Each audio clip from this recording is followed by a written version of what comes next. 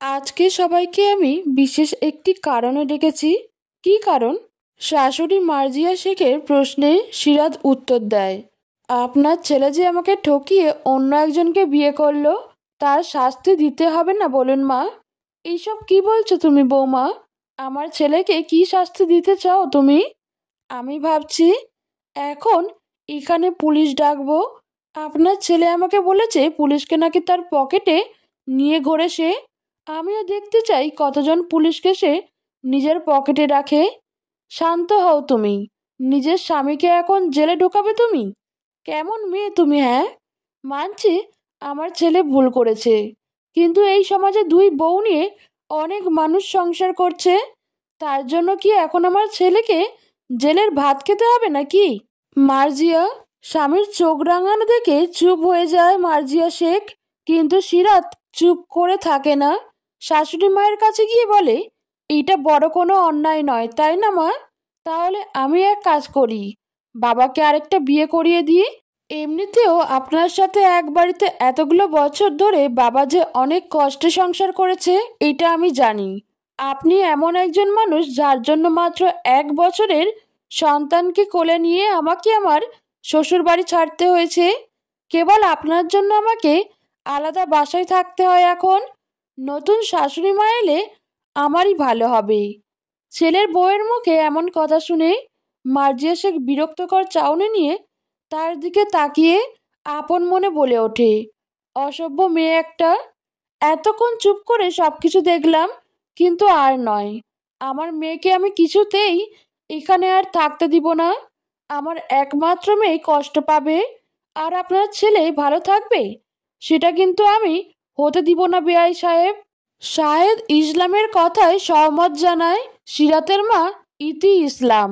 বাবা মায়ের এমন অবস্থা দেখে সিরাত বলে, তোমাদের আমি এই কারণে এখানে ডাকিনি মা, যে তোমরা আমাকে এখান থেকে নিয়ে যাবে। মানে কি রাত, আমার মেয়ে দিনের পর দিন এখানে কষ্ট পাবে আর আমরা চুপচাপ দেখব? না মা, আমি জানি তোমাদের খারাপ লাগছে, কিন্তু আমি তো আমার সংসার ছেড়ে কোথাও যাব না। আপু, তুই এখন এইসব বলছিস? এটা কি আর তোর সংসার আছে? তুবা, সংসার কিন্তু আমারই। আমি একটু একটু করে এই সংসারকে সাজিয়েছি। আমার 5 বছরের শ্রম আজ এই সংসারে। আমার ছোট্ট এই সংসার নিয়ে আমি কত স্বপ্ন বুনেছি তুই জানিস? সেই সংসার ছেড়ে তো আমি কোথাও যাব না। তোর সুখের সাম্রাজ্যে যে এখন নতুন রানী এসেছে রাত, তাতে কি হয়েছে আপু? উটকো এক ঝামেলার জন্য আমি নিজের সাম্রাজ্য ছেড়ে দিব কেন? 2 দিনের এই মেয়ে এসে আমাকে আমার সংসার থেকে বের করে দেবে, আর আমি অসহায় মেয়ের মতো মুখে কাপড় গুজে কাঁদতে কাঁদতে বের হয়ে যাব এই বাসা ছেড়ে? তা তো হবে না। তাহলে কি করতে চাইছো তুমি? ফুপি, মা, আজ আমি তোমাদের এখানে ডেকেছি আমার একটা সিদ্ধান্ত জানানোর জন্য। কি সিদ্ধান্ত? বাবার প্রশ্ন শুনে সিরাত কিছুক্ষণ চুপ থেকে লম্বা একটা শ্বাস ছেড়ে বলে, আজ থেকে মাওতাবের সাথে যা যা হবে তার জন্য কেউ আমাকে দায়ী করতে পারবে না, কিন্তু আমার সামান্য ক্ষতি হলেও তার সমস্ত দায়ভার নিতে হবে মাওতাবকে। মাওতাবের নিমুকে ডিভোর্স দিতে হবে না, কিন্তু সে ভুল করেও আমাকে ডিভোর্স দেওয়ার কথা ভাবতে পারবে না। যদি আমার উপর সে এবং তার দ্বিতীয় স্ত্রী কোনো প্রকার অত্যাচার করে, তাহলে সেই মুহূর্তে তাদের বিরুদ্ধে আমি যে কোনো স্টেপ নিতে পারবো। এতে করে কেউ আমার কাছে এসে কৈফিয়ত চাইতে পারবে না। এবং সবচেয়ে গুরুত্বপূর্ণ কথা হলো, মাওতাব নিমুকে নিয়ে অন্য কোথাও যেতে পারবে না। ওদের এখানেই থাকতে হবে, নতুবা আমি ওদের বিরুদ্ধে মামলা করব। এইসব কি বলছো তুমি? আমি কি তোমার দাস? একদমই না। তুমি আমার দাস নও, তবে আমার কথা না শুনলে তোমার বাবার সম্পত্তি থেকে তুমি বঞ্চিত হবে। মানে? মানেটা আমি তোমাকে বুঝিয়ে বলছি। তুমি যদি সিরাতকে ডিভোর্স দাও কিংবা ওর কোনো ক্ষতি করো, তাহলে তোমার জন্য বরাদ্দ আমার সমস্ত সম্পত্তি ট্রান্সের চলে যাবে। বাবা, সিরাতকে আমি এমনি এমনি শেখ পরিবারের বউ করে আনিনি। এই মেয়েটা আমার জীবন বাঁচিয়েছিল, নিজের জীবনের ঝুঁকি মাঝে রেখে আমাকে বাঁচিয়েছে। সে শুধু আমার বৌমা নয়, সে আমার মেয়ে। তোমরা অনেকেই কিছুই জানো না সিরাতের বিষয়ে। আমি চেয়েছিলাম আমার ছেলের সাথে মেয়েটা সুখে থাকুক, কিন্তু মাহতাব, তুমি আজ আমার সমস্ত বিশ্বাস ভেঙে ফেললে। বাবার কোনো কথাই যেন বোধগম্য হয় না মাহতাবের কাছে। কি বলছে এসব তার বাবা? বাবা, আমি তোমার কোনো কথাই বুঝতে পারছি না। বুঝতে হবে না তোমাকে, তুমি শুধু আমার কথা বুঝলেই হবে। কথাটা বলার সময় সিরাতের ঠোঁটে আপনা আপনি হাসি ফুটে ওঠে। চোখের কোণে পানি আর চোখে ভয়ঙ্কর রাগ নিয়ে সিরাত এক মনে চেয়ে আছে তার সামনে দাঁড়িয়ে থাকা মানুষটার দিকে। রাগে হাতের মুঠো শক্ত হয়ে এসেছে তার, তবুও চোখ থেকে এক ফোঁটা অশ্রু গড়িয়ে পড়তে দিচ্ছে না সে। তুমি আমার গায়ে হাত তুললে মাহতাব? হ্যাঁ, তুললাম। তোমাকে আমি অনেক ভালোবেসেছিলাম, মনে করেছিলাম তুমি আমাকে ভালোবাসো, তোমার উপর বিশ্বাস ছিল আমার। কিন্তু আজ তুমি আমার সমস্ত বিশ্বাস ভেঙে দিলে। এতদিন তোমার সমস্ত কথা মেনে নিয়েছিলাম বাবার কথা ভেবে। আমার পরিবারে একমাত্র বাবা তোমাকে পছন্দ করে। আমার মা কিংবা আমার বোন কেউই তোমাকে সহ্য করতে পারে না। আসলে তোমার মতো মেয়েকে সহ্য করা যায় না। ও তাই? আচ্ছা, তুমি কি ভেবেছিলে বলো তো? তুমি আমাকে ঠকিয়ে আমাদের সন্তানের কথা না ভেবে অন্য একজনকে বিয়ে করে বাসায় তুলবে, আর আমি তোমাদের সাদরে বরণ করে নেব। বিশ্বাসের কথা তো তোমার মুখে মানায় না মাহতাব।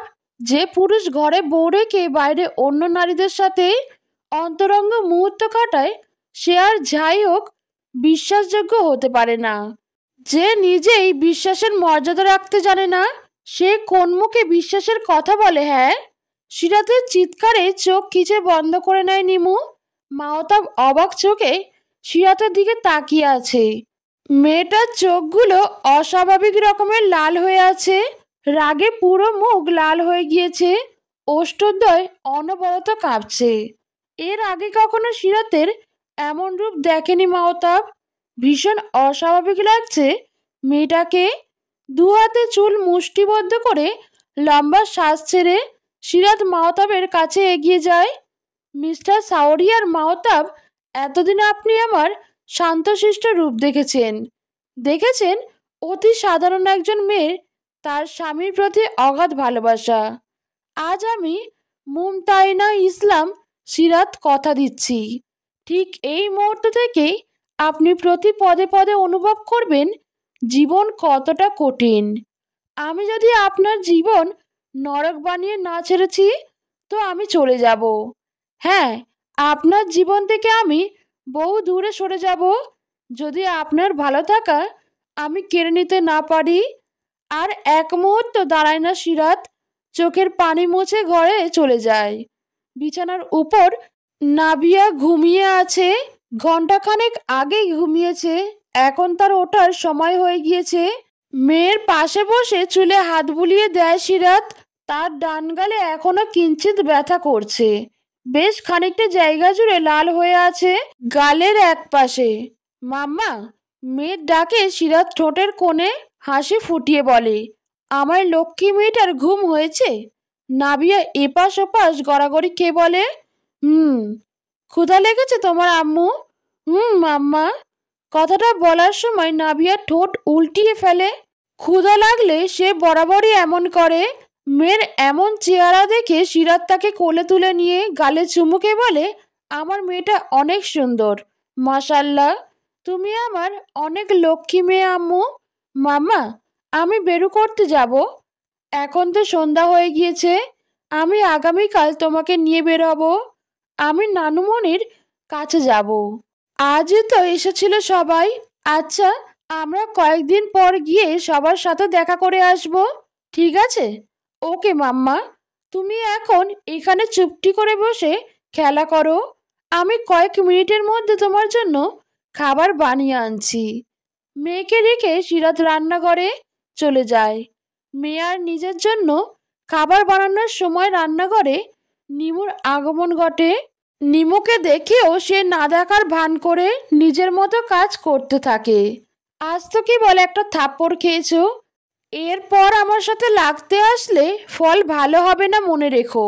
নিমুর কথাটা যেন একদমই পছন্দ হয় না সিরাতের, কিন্তু মুখে কিছু না বলে সে আপন মনে কাজ করে। কড়াইয়ে তেল দিয়ে তার মধ্যে ইচ্ছে করেই দূর থেকে সবজি ছেড়ে দেয়। পাশেই ছিল নিমু। গরম তেল ছিটকে গিয়ে পড়ে নিমুর শরীরে। আচমকা এমন কিছুর জন্য হয়তো প্রস্তুত ছিল না সে। সাথে সাথে চিৎকার করে ওঠে। সিরাত নিমুর কাছে দাঁড়িয়ে কানের পাশে মুখ নিয়ে ফিস ফিস আওয়াজ করে বলে, জ্ঞানী ব্যক্তি কখনো নির্বোধের সাথে তর্কে জড়ায় না। সে নিজের কাজ দিয়ে নিজের যোগ্যতা এবং ক্ষমতা প্রমাণ করে। কথায় নয়, কাজে বিশ্বাসী আমি। অযথা আমার সাথে লাগতে গেলে ফল কেমন হবে সেটা আশা করি বুঝতে পেরেছ। খাবার বেড়ে নিয়ে ফ্রিজ থেকে এক বোতল পানি বের করে ঘরে চলে যায় সিরাত। নিমুর হাতের এক পাশে বেশ ভালো রকম তেল ছিটকে এসেছে। ফলস্বরূপ প্রচণ্ড জ্বালা পোড়া শুরু হয়েছে সেই স্থানে। বেসিনে পানি ছেড়ে দিয়ে সেখানে হাত রেখে রাগে ফুঁসতে থাকে নিমু। তোমাকে আমি ছাড়বো না সিরাত। তুমি জানো না আমি কে। তুমি কার জীবন নষ্ট করবে সেটা নিয়ে আমার কোনো মাথা ব্যথা নেই। তবে তোমার জীবনের ভালো সময়গুলো খুব দ্রুত শেষ হতে চলেছে। ঘরে এসে বাচ্চাকে খাইয়ে দিয়ে সিরাত নিজেও খেয়ে নেয়। এরপর রান্নাঘরে গিয়ে সব কিছু ধুয়ে পরিষ্কার করে আবার ঘরে চলে আসে। নাভিয়ার সাথে বেশ কিছুক্ষণ খেলে তাকে বিছানার উপর রেখেই আয়নার সামনে এসে দাঁড়ায়। নিজেকে খুব ভালোভাবে পর্যবেক্ষণ করে সে। মুখে হাত দিয়ে লক্ষ্য করে মুখটা কেমন মলিন হয়ে গেছে। অনেক দিন হলো নিজের যত্ন নেওয়া হয় না তার। কোমর ছাড়িয়ে যাওয়া চুলগুলো কেমন নিষ্প্রাণ হয়ে আছে। চোখের নিচে কালো আস্তরণ পড়েছে। ঠোঁটগুলো কালচে রং ধারণ করেছে। নিজেকে দেখে ভেতর থেকে কেবল দীর্ঘশ্বাস বেরিয়ে আসে সিরাতের। কত শতদিন পেরিয়ে গেল নিজের যত্ন নেওয়া হয় না আমার। আগের আমি নিয়ম করে 2 বেলা নিজের যত্ন নিতাম, অথচ এখন নিজের দিকে তাকানোর সময় হয় না আমার। মা হওয়ার পরেও এতটা উদাসীন ছিলাম না যতটা এই কয়েকদিনে হয়ে গিয়েছি। না, এবার আমার নিজেকে নিয়ে ভাবতে হবে। আমার মেয়েটাকে নিয়ে ভাবার সাথে সাথে নিজের ভালো মন্দের কথাও ভাবতে হবে আমাকে। ওয়াশরুমে গিয়ে মুখ ভালো করে ক্লিনজার করে ধুয়ে একটা ক্লে মাস্ক লাগিয়ে নেয় সিরাত। 10-20 সেটা রেখে ধুয়ে ফেলে। অতঃপর ঘরে এসে ড্রেসিং টেবিলের সামনে বসে মুখে হাতে পায়ে ক্রিম লাগিয়ে নেয়। ঠোঁটে একটা স্লিপিং মাস্ক লাগিয়ে চুলে হাত দেয় সে। চিরুনি দিয়ে ভালোভাবে চুল আঁচড়িয়ে বিনুনি গাঁথে চুলে। এখন থেকে এভাবেই একটু একটু করে নিজের যত্ন নিতে হবে। অন্য সবার কথা ভাবার আগে এখন আমি নিজেকে নিয়ে ভাবতে চাই। হ্যাঁ, আজ থেকে সিরাত সবার আগে নিজের কথা ভাববে, নিজের মেয়ের কথা ভাববে। বাকি সব কিছু চুলোয় যাক। ড্রেসিং টেবিলের সামনে থেকে উঠে একটা আচারের বোয়াম নিয়ে মেয়ের পাশে বসে আচার খেতে শুরু করে সিরাত। হঠাৎ ডাইনিং টেবিলের পাশ থেকে চিৎকার শুনে সিরাত বোঝার চেষ্টা করে বাইরে হয়েছে কি। এসব কি রান্না করছো তুমি? লবণ আর মরিচের মাঝে মাছ ডুবিয়ে রেখেছো। কোনো মানুষ এটা খেতে পারবে? আজকাল মন কোথায় থাকে তোমার? ঝালে জীবন বেরিয়ে যাচ্ছে আমার। রাগে চিৎকার করে কথাগুলো বলে ওঠে মাওতাব। ঘর থেকে সিরাত স্পষ্ট শুনতে পায় কথাগুলো। আমি তো ঠিকভাবেই রান্না করেছি, তুমি এমন করছো কেন? নিজেই খেয়ে দেখো কেমন রান্না করেছো তুমি। নিমো চামচের মধ্যে একটু মাছের ঝোল নিয়ে মুখে দিতেই ইয়াক করে ফেলে দেয় সব। মুখে হাত দিয়ে বেসিনের সামনে গিয়ে দাঁড়ায়। তরকারিতে মারাত্মক লবণ আর মরিচের স্বাদ ছাড়া কিছুই পাওয়া যাচ্ছে না। সিরাত এইসব শুনে আমের আচার চিবোতে চিবোতে গুনগুনিয়ে গায়, আমার এই বাজে স্বভাব কোনোদিন যাবে না।